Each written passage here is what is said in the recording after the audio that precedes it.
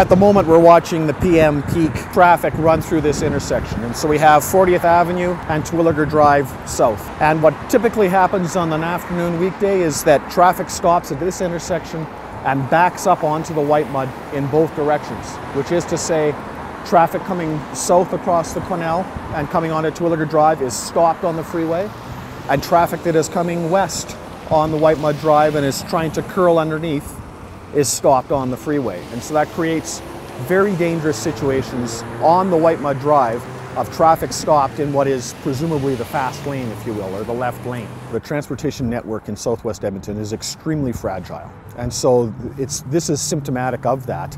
Essentially, whenever there's any kind of an upset on our traffic network anywhere in southwest Edmonton, we get overwhelming congestion and we get all kinds of problems, frankly. People can't get to their homes, they can't get out of the neighborhood. The network is just so fragile, it just is at capacity all the time that it cannot accept any kind of interruption, accident, stall, weather, construction, anything.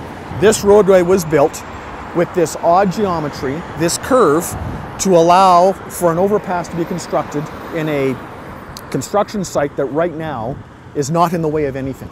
But that geometry has existed in this form for the better part of 30 years. So we've got traffic lights hung by cables.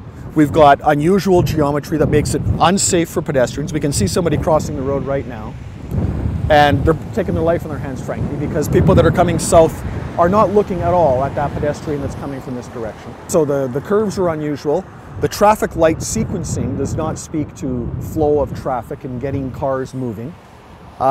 It's a real schmozzle, and because it's such a schmozzle, it backs up onto the white mud, and that creates some very dangerous situations.